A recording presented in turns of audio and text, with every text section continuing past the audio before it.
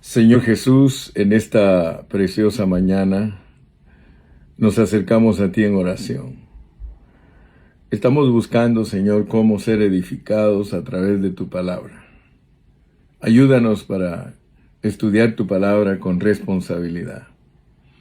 Ayúdanos para que nuestro hablar sea de bendición para otros, que cuando alguien nos escuche pueda ser ministrado en su espíritu, pueda ser edificado, Señor, para que tú nos ayudes a crecer espiritualmente, no solamente en estatura, sino en el conocimiento del Hijo.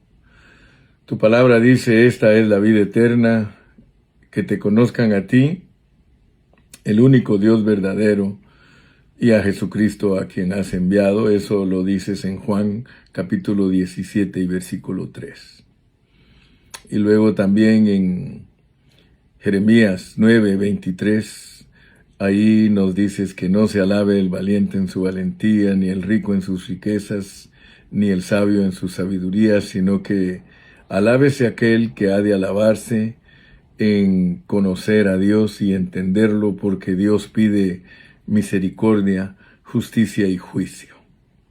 Señor, gracias en esta preciosa mañana porque podemos todos juntos agradecerte, todos juntos platicar contigo y decirte que estamos dispuestos cada día a aprender más de ti para poder ministrar una palabra clara y pura a todos nuestros oyentes. Señor, aquí estoy yo con la responsabilidad primeramente delante de ti.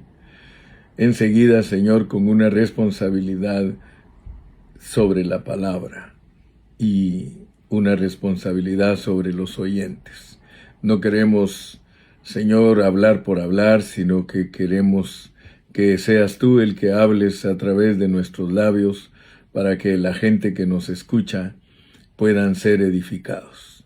Muchas gracias en esta mañana, en el nombre precioso de Jesús. Amén. Le damos gracias a Dios porque hoy es el día 24 de junio del año 2025 y siempre refrescamos lo que hablamos durante los mensajes pasados. Yo sé que los estoy familiarizando a ustedes con todo lo concerniente al Hijo, todo lo concerniente a Dios como el Hijo en el Nuevo Testamento. Y por eso fue que primero les hablé de 13 aspectos que tienen que ver con la deidad de Cristo en la triunidad de Dios. Luego les estuve hablando de 10 aspectos que tienen que ver con la economía de Dios, o sea, la administración de Dios.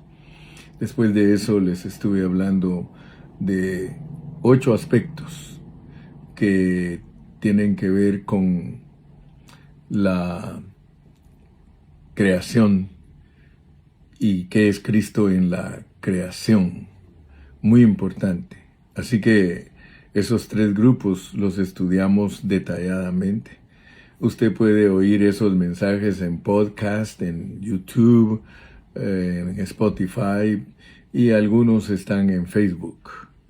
Así que gracias a Dios tenemos buen material para estar estudiando, todos los que somos siervos de Dios, y aún usted que está siendo como un discípulo en formación para un día llegar a ser un maestro también de la Biblia. Seguido a eso estuvimos considerando 8 aspectos que tienen que ver con Cristo en su encarnación. ¿Cómo es que Dios se hizo hombre? Dios, ¿verdad? Dijimos que es importante entender que la encarnación es la encarnación de Dios. Así lo pone bien clarito el apóstol Pablo en 1 Timoteo 3:16, donde dice: indiscutiblemente grande es el misterio de la piedad, Dios fue manifestado en carne. Así que esos 8 aspectos nos explicaron lo que es la manifestación de Dios en carne. Ahora estamos analizando 6 aspectos de lo que tiene que ver Cristo en el vivir humano. O sea que, hablando en plata pura, hablando en oro puro, cualquiera que usted quiera, plata u oro, pero es significando que esto es muy preciado, muy de mucho valor, ¿verdad? Hablando en oro puro, Dios Dios vivió aquí en la tierra 33 años y medio. Y cuando Él vivió aquí en la tierra, el primer punto que analizamos es que Él vivió como un humano, un hombre, un humano, verdadero humano.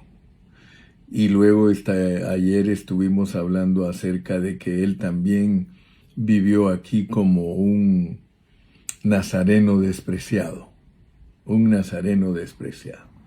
Hoy vamos a entrar al tercer aspecto, que es que Dios escogió vivir aquí en la tierra como un carpintero, como el hijo de un carpintero. Y eso nos debe de llamar a nosotros la atención, de que Dios haya venido a vivir aquí a la tierra como un carpintero. Yo siempre me pongo a pensar, porque Jesús era de la familia real. Él viene de la línea de los reyes de Israel. Él viene de la línea del rey David, de los reyes de Judá. Y él no escogió vivir en un palacio, no escogió vivir en algo sofisticado, sino que sencillamente él escogió vivir como un nazareno despreciado y como un hijo de carpintero, ¿verdad? Como humano, como un nazareno despreciado, como un hijo de carpintero. Y le vuelvo a repetir que nos debe de llamar la atención eso, ¿verdad? Porque aquí en la palabra de Dios se nos presenta al Señor como un carpintero en Marcos y en Mateo. En Marcos 6:33 dice: ¿no es este el carpintero, hijo de María, hermano de Jacobo, de José, de Judas y de Simón? ¿No están también aquí con nosotros sus hermanas? Y se escandalizaban de él. Luego el otro versículo que podemos leer también es Mateo 13:55, donde dice: ¿no es este el hijo del carpintero? ¿No se llama su madre María y sus hermanos Jacobo, José, Simón y Judas? Así que gracias a Dios que podemos ver que aunque el Señor era descendiente de la familia real de David, Él era hijo de un carpintero. Esto indica que la familia real había sido rebajada de rango, de un rango alto a un rango bajo, al rango de un carpintero.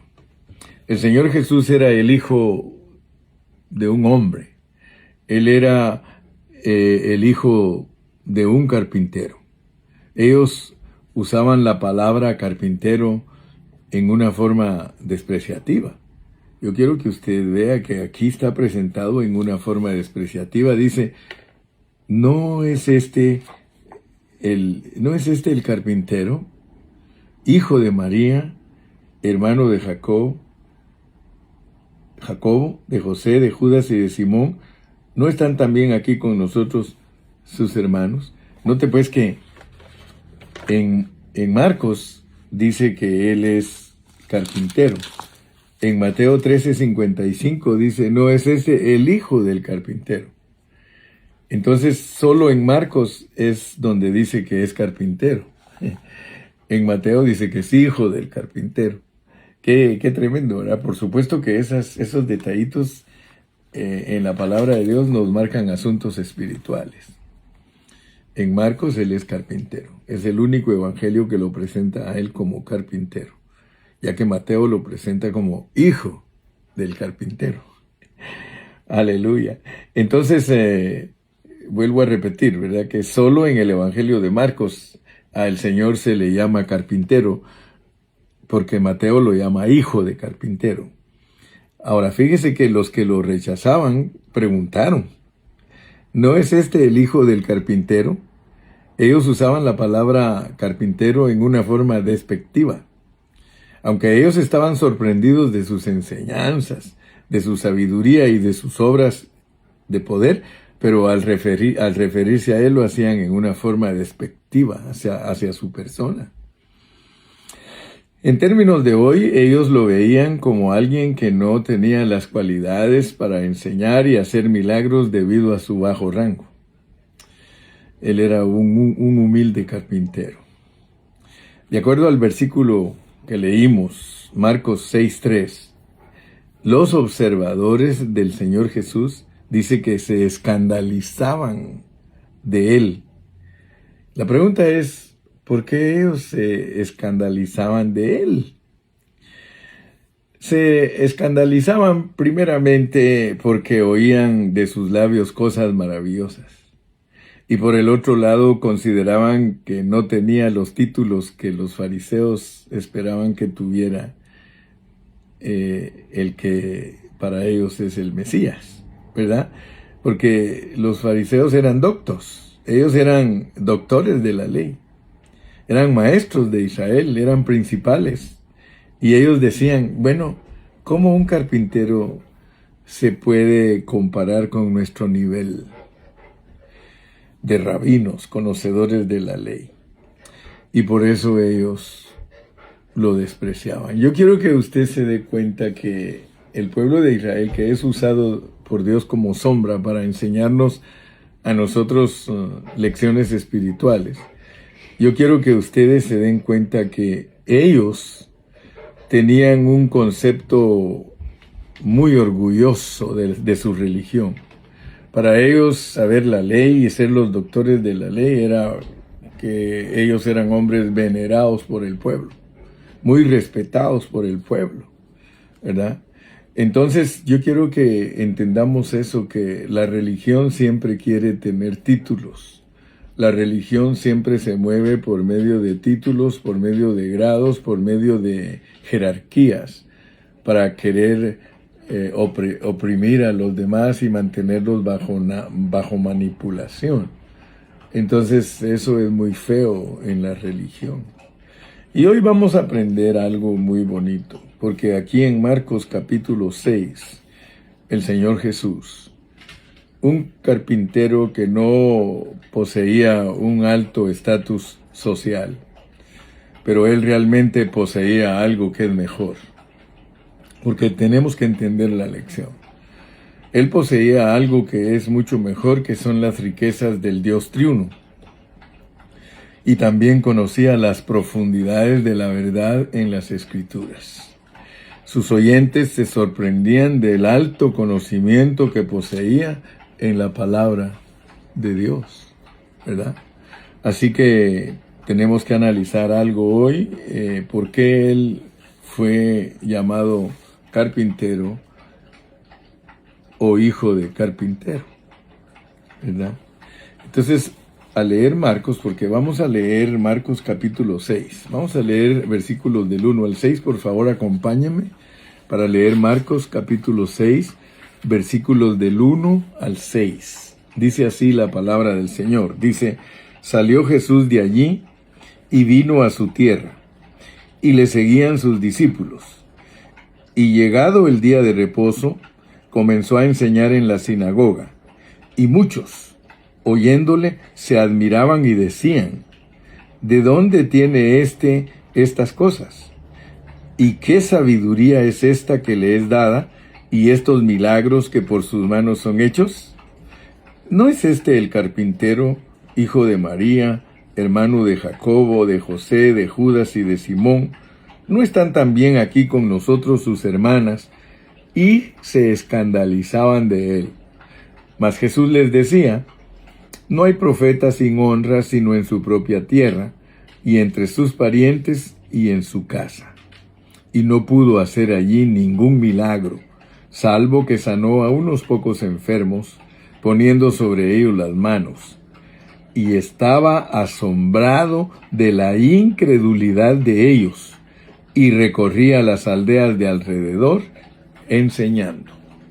Si usted lee cuidadosamente este capítulo número 6 de Marcos, usted se va a dar cuenta de algo, y aquí a este punto nos tenemos que hacer una pregunta. Óigame bien la pregunta que nos tenemos que hacer. ¿Nos interesan a nosotros los títulos seculares universitarios? ¿Nos importa nuestro estatus social?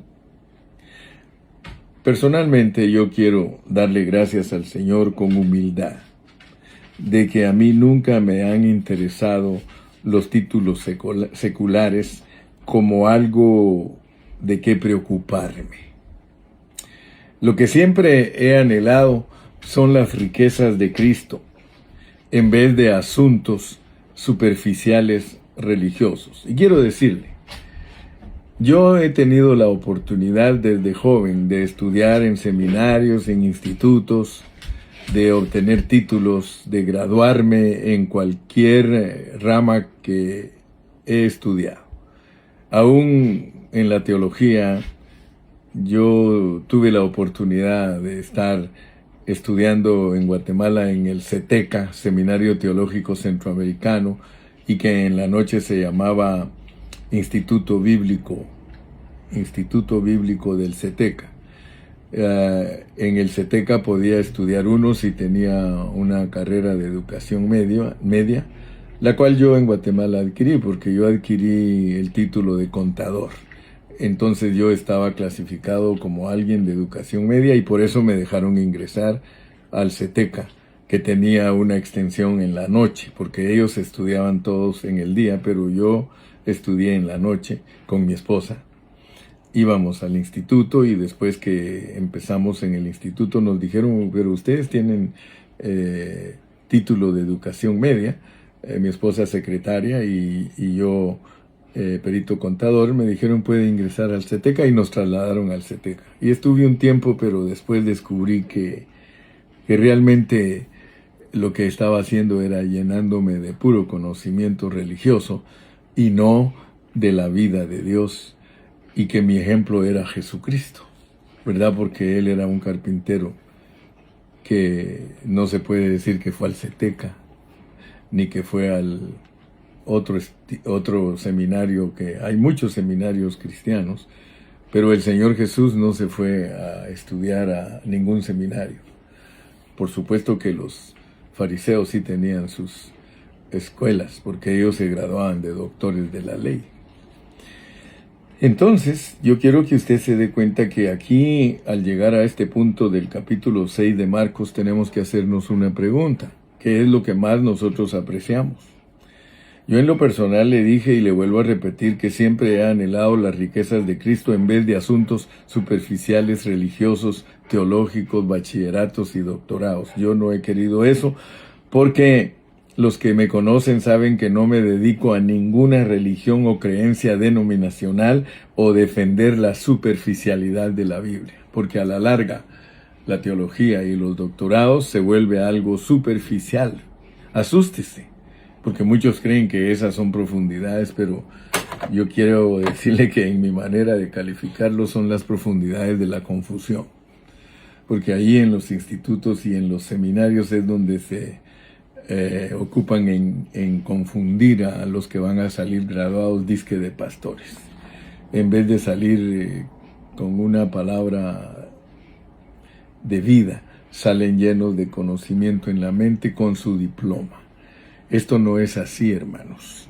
En vez de las doctrinas superficiales de la Biblia, nosotros debemos anhelar las profundidades de la verdad divina, de lo que está en la palabra de Dios.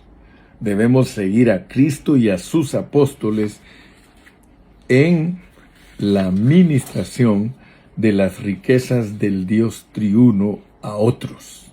Fíjese que Mateo capítulo número 28 y versículo 19, ahí dice, por tanto, id y haced discípulos a todas las naciones, bautizándoles en el nombre del Padre y del Hijo y del Espíritu. Y aquí yo estoy con vosotros todos los días hasta el fin del mundo. Nosotros debemos de darle gracias a Dios, que Dios no nos desafía a nosotros a ir y abrir seminarios para crear alumnos que se gradúen de teología. No, Señor. Él nos ha enviado a ser discípulos bautizados. Fíjese que muchos usan esa declaración del Señor Jesucristo como una fórmula bautismal. Otro grupo usa Hechos 2:38 como una fórmula bautismal, pero la realidad delante de Dios, bautizar a las personas no es usando fórmulas, sino usar a las personas. Nosotros estamos bautizados en personas.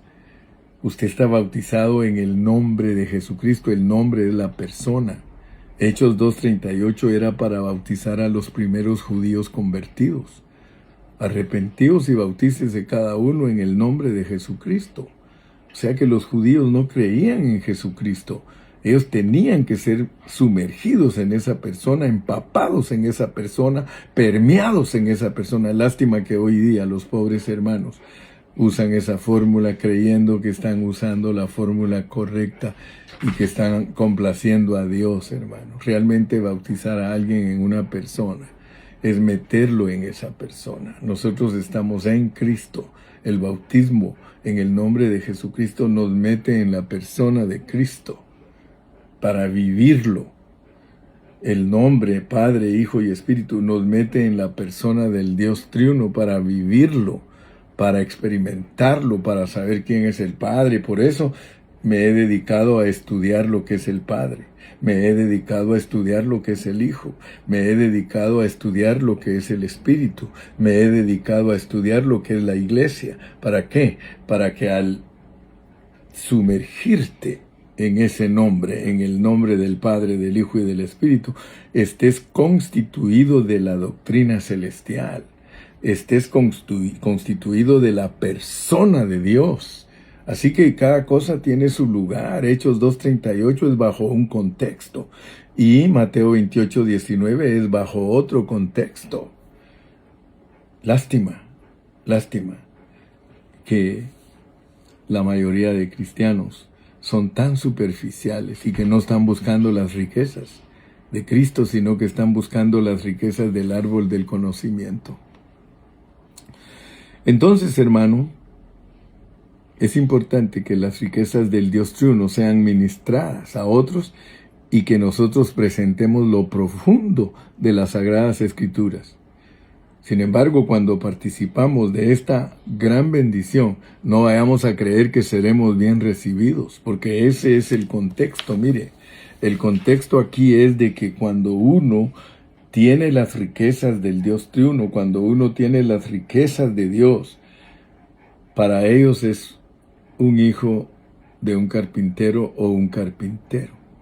El mecánico, el contadorcito, el